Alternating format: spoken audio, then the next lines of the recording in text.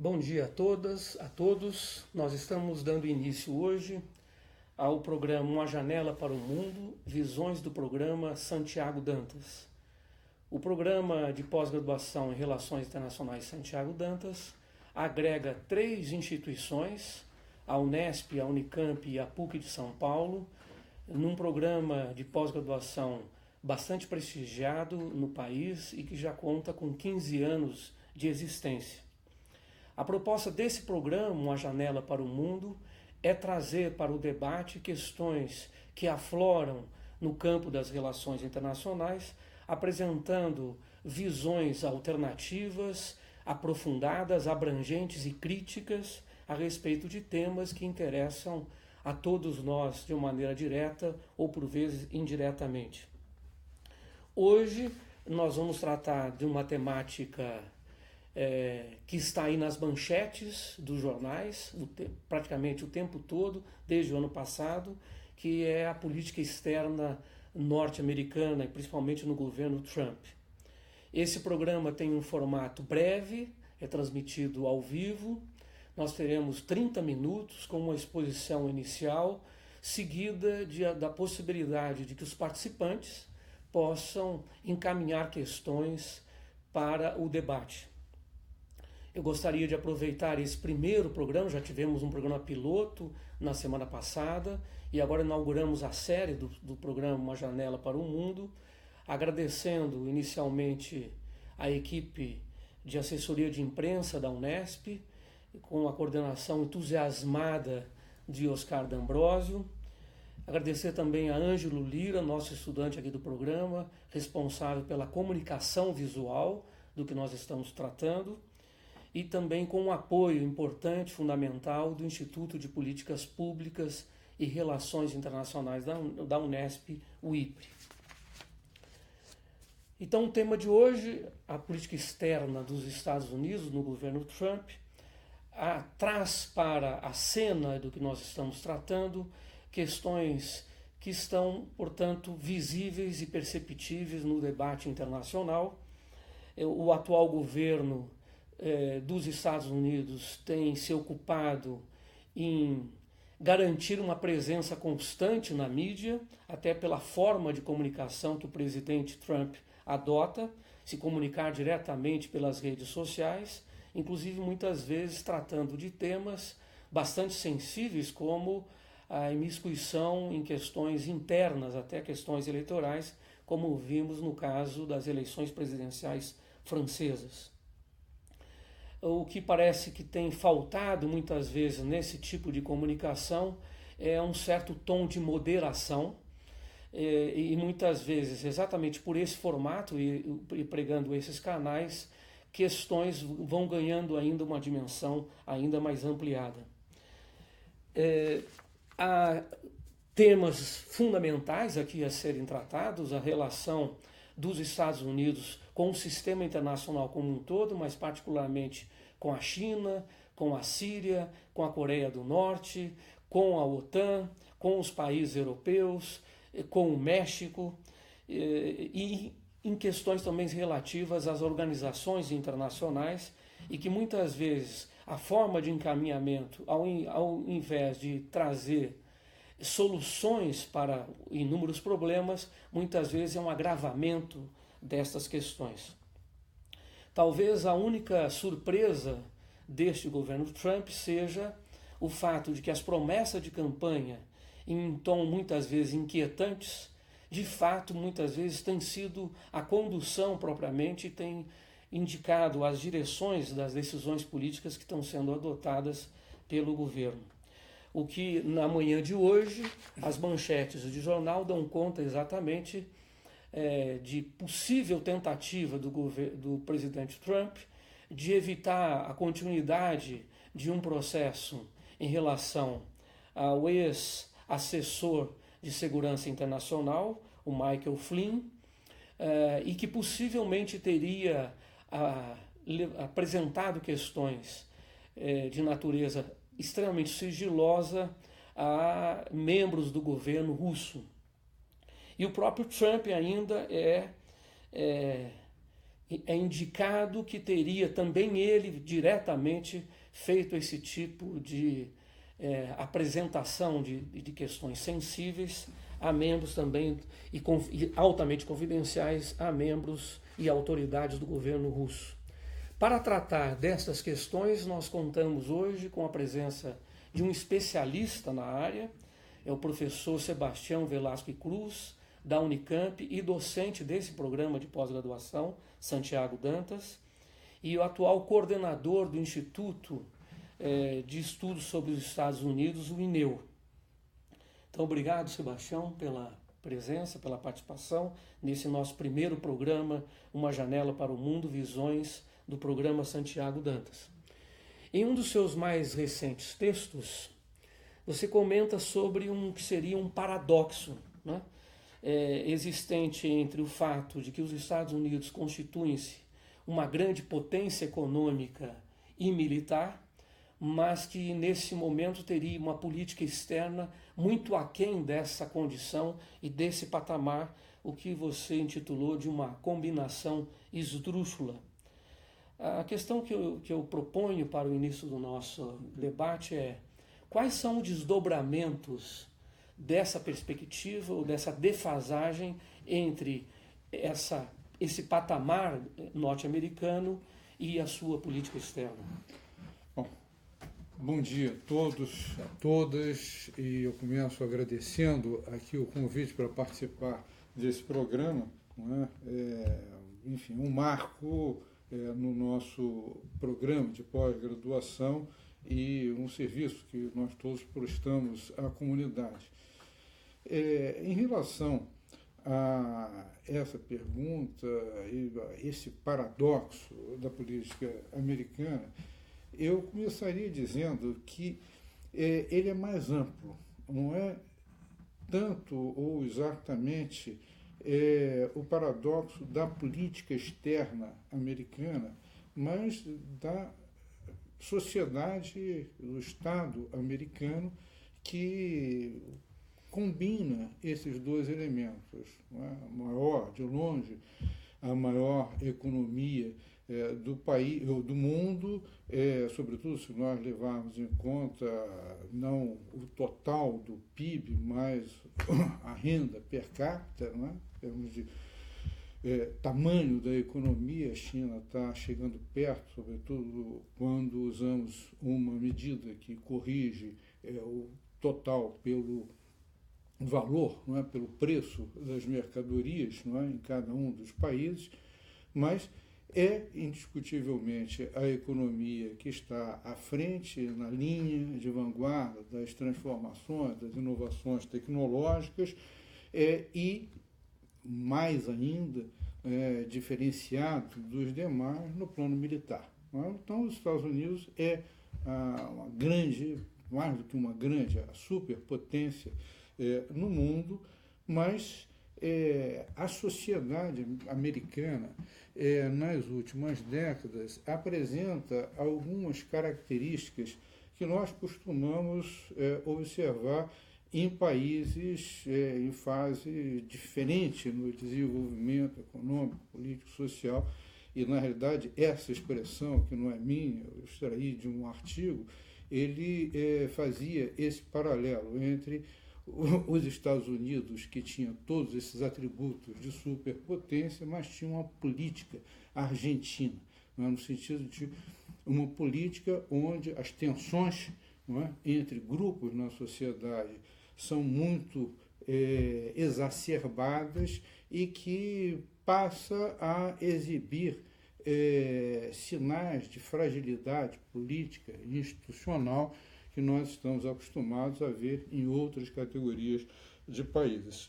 Não é? Os Estados Unidos não é e nunca será exatamente isto, não é? Como o Brasil nunca seria uma Belíndia, uma outra imagem que foi usada em relação a nós no passado, porque os Estados Unidos não é um país qualquer, e quando as tensões políticas nos Estados Unidos chegam a um ponto de se traduzirem em instabilidade institucional. Não é só os Estados Unidos que padece desse problema, mas pelo papel que ele desempenha no mundo, é toda a política internacional que se estremece, não é? Então, essa é a primeira observação. Eu acho muito importante para nós entendermos o que está se passando e o que está se passando hoje, não é? Que tem a ver muito direta e muito imediatamente, não tanto com a política internacional, mas com a continuidade mesmo do governo Trump, que começa a ser questionado desde o primeiro dia. Se fala, se pensa em impeachment do Trump, mas agora a ideia ou a hipótese de um impeachment do presidente que foi eleito, enfim, menos de 6 meses atrás, em novembro, 6 meses atrás, né? Se torna algo mais palpável, porque o caso que está se construindo a respeito de um dos acontecimentos mencionados, que foi uma informação sensível, não é, na área de segurança, que teria sido informada pelo presidente ao ministro de Relações Exteriores da Rússia, o Lavrov. Seria, digamos assim, um fato indesculpável, inaceitável e uma quebra de todos os protocolos. O outro, mais grave ainda, e eu me corrijo, o mais grave ainda seria a tentativa de desviar ou de induzir o diretor do FBI, o FBI americano, de investigar o assessor de segurança nacional, Flynn, e isto configuraria um crime, um delito, não é? Obstrução de justiça, que é exatamente a denúncia que se fazia contra o Nixon lá em 1973, quando ocorreu a crise que resultou na renúncia dele. Então, nós estamos diante de uma situação muito estranha e, eu diria, quase que singular. Nós tivemos uma eleição em novembro. Eleições em regimes democráticos são instrumentos ou mecanismos de solução de conflitos na sociedade que, nas democracias representativas, se dão dessa forma, não é? Através de um mecanismo pacífico de eleição, computação dos votos e consagração do vitorioso. E nos Estados Unidos, o que aconteceu no caso do Trump, muito claramente, é que isto ocorreu e o resultado da eleição foi rejeitado, repelido frontalmente pela parte perdedora, não é, da eleição. Não falo apenas no plano, no sistema de partidos, não é, o Partido Democrata, mas na sociedade. Então, isso nós vimos, aliás, nós vivemos isso no Brasil em 2015, e os Estados Unidos, país muito diferente, por razões completamente distintas, estão vivendo uma situação análoga. Eu não sei se... Sim, essa é a questão que volto à política externa. Uhum, sim. Bom, eu disse que a situação é parecida com a do Brasil, porque nós, em 2014, também tivemos um resultado eleitoral, a eleição presidencial que foi contestado, mas que as razões eram diferentes. Não é o caso de falar das razões no Brasil, mas no caso dos Estados Unidos, a questão internacional esteve, está e continua estando, e isso está claro na própria situação, nos acontecimentos de agora, no centro da controvérsia. Não é? O Trump suscita paixões, enfim, opostas, não é? Simetricamente, diametralmente opostas, não é? Adesão muito forte de um setor e uma rejeição virulenta por parte de outros pelo seu estilo, pelo que ele diz, pelo que ele promete, pelo que ele representa na sociedade, mas também pelo que ele representa em termos de inflexão na política internacional dos Estados Unidos. E aí eu não falo tanto da política do governo precedente, do governo Obama. Não, a política externa que foi não esboçada, mas que foi antecipada através de algumas tomadas de posição em relação a pontos centrais, representa uma inflexão, uma ruptura com uma estratégia ou uma forma de estar e de se comportar no mundo que caracteriza os Estados Unidos depois da Guerra Fria e mesmo antes disso. Não é? O Trump fazia a crítica, e uma crítica acerba, aos comprometimentos militares dos Estados Unidos em guerras que não diziam respeito, era essa a afirmação, aos interesses nacionais, mais diretamente entendidos, mais específicos, faziam a crítica das instituições multilaterais que vieram ao mundo, que afloraram, que nasceram, que foram construídos sob a batuta dos Estados Unidos desde o final da Segunda Guerra, e depois, então, a crítica ao OMC, crítica à OTAN,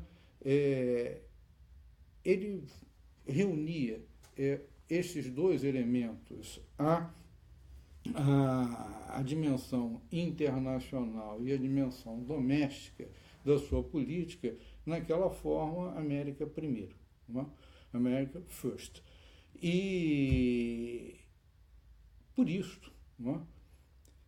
E muito fortemente pela mudança drástica que ele prometia em relação à política internacional, ele sofreu uma oposição franca, aberta, declarada, não apenas do Partido Democrata, mas de uma parte muito grande do Partido Republicano e da quase totalidade do entorno do Partido Republicano, ou seja, a comunidade de política internacional e de segurança republicana, porque isso é muito claro nos Estados Unidos, muito mais do que aqui, se colocou, através de manifestos e tal, contra a candidatura do Trump.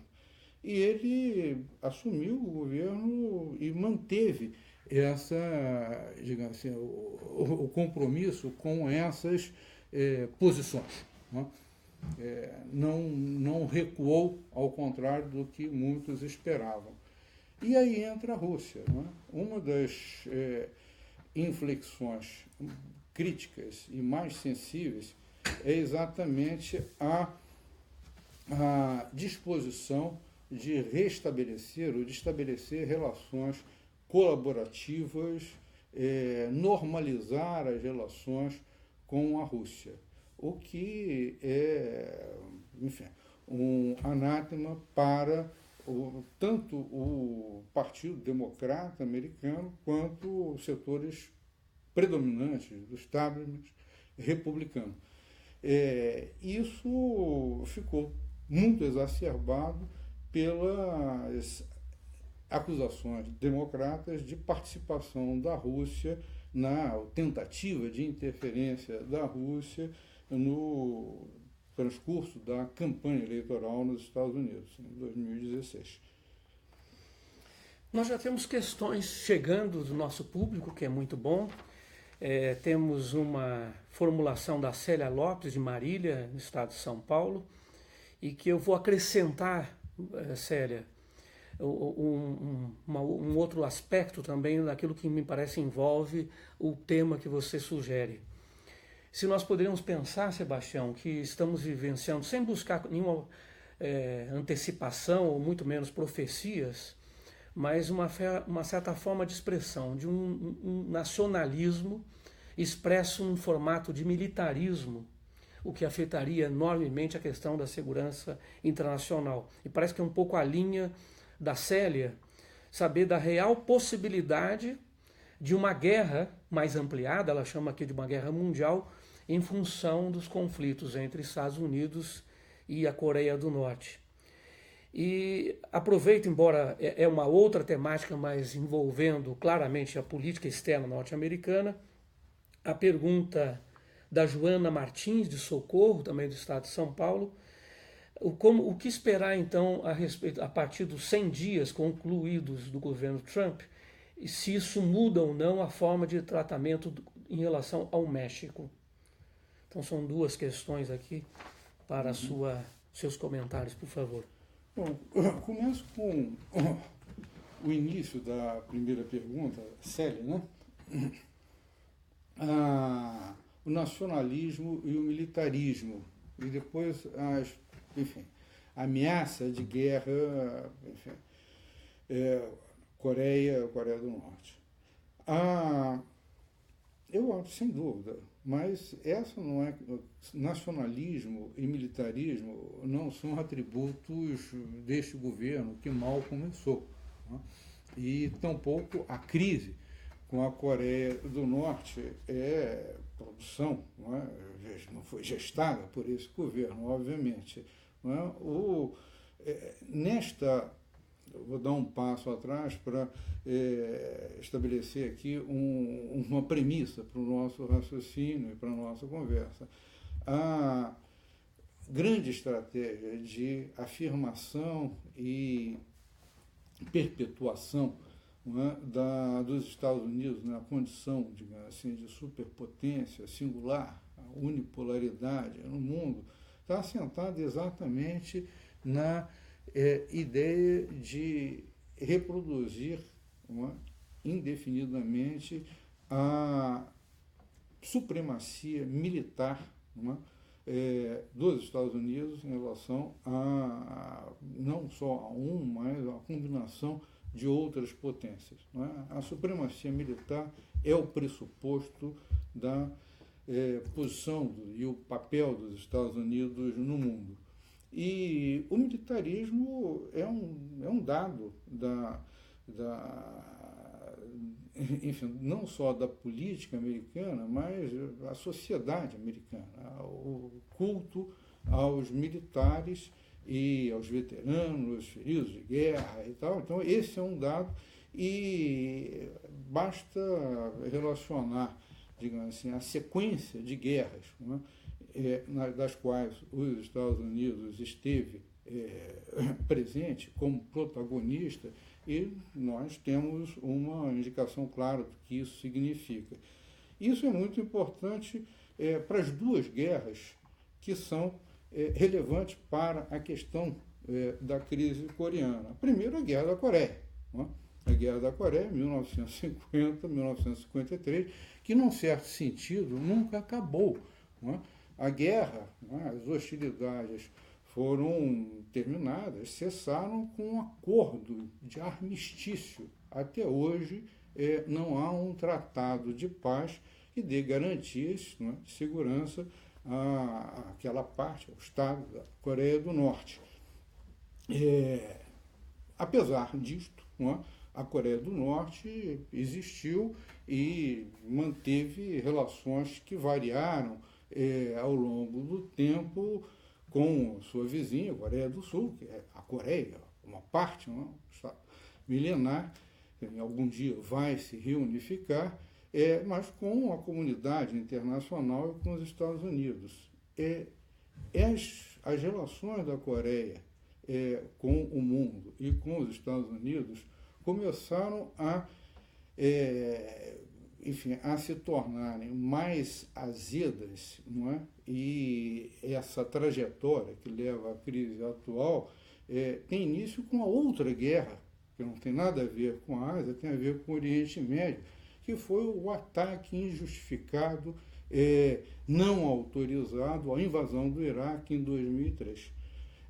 A invasão do Iraque e enfim, a política, não é, expressa pelo presidente, então o presidente Bush, na ideia do eixo do mal, que incluía a Coreia, obviamente levou à percepção de ameaça aos dirigentes coreanos ao extremo. E, exatamente por conta disso, a Coreia, que era membro, não é, signatária do Tratado de Não Proliferação Nuclear, em 2006 denunciou esse tratado e fez, logo depois, testes, o primeiro teste nuclear, e a crise que nós estamos vivendo hoje começa, não é, nesse sentido, aí em 2007, 2008. E ela ganha atinge um patamar mais elevado em 2014, quando a Coreia mostra que tinha capacidade de não apenas desenvolver artefatos nucleares, mas produzir uma tecnologia para produzir mísseis balísticos capazes de entregar, não é, esse artefato em países hostis mais ou menos próximos, e vem desenvolvendo essa capacidade com o objetivo de desenvolver mísseis balísticos intercontinentais capazes de atingir a costa oeste dos Estados Unidos. Então, esse é o problema. Nós estamos diante de uma situação realmente muito crítica. Inclusive, ontem mesmo eu li na imprensa internacional a observação de um autor que eu acho muito significativo, porque ele não é um especialista de relações internacionais, é um professor emérito especializado em teoria política, não é? Pensamento político, John Dunn, que dizia, olha, a guerra é praticamente inevitável. É inevitável e, ao mesmo tempo, não pode acontecer, porque uma guerra, uma ação preventiva dos Estados Unidos contra a Coreia do Norte pode desencadear um processo, um conflito militar que teria efeitos catastróficos para a Coreia do Sul e para toda a região, para toda a Ásia, até mesmo o Japão poderia eventualmente ser atingido. E, enfim, esse é o cenário, digamos assim, de um fim do mundo, como você diz. Poderia desencadear um processo de consequências imprevisíveis, não é? Envolvendo China, Rússia. Então, por isso mesmo, os coreanos do Sul estão trabalhando para evitar a ocorrência desse conflito, mas isto passa por uma mudança também na posição dos Estados Unidos e, naturalmente, a produção de garantias à segurança do Estado da Coreia do Norte, entre outras coisas, a celebração de um tratado de paz. A segunda pergunta... E a segunda da Joana é a respeito da posição ou da postura do governo Trump em relação ao México, a partir dos 100 dias. Enfim, o que se pode observar é que muito da crispação, muito da agressividade retórica que marcou a campanha e o início, não é, dessa série, não é? O início do governo Trump diminuiu bastante, entre outras coisas porque setores enfim, produtores rurais, agrícolas, que foram, enfim, parte importante, digamos assim, do núcleo duro do movimento que levou esse empresário e tal a essa situação improvável de ser candidato do Partido Republicano e depois eleito presidente dos Estados Unidos, esses grupos são negativamente afetados pelas restrições ao comércio com o México. Então, há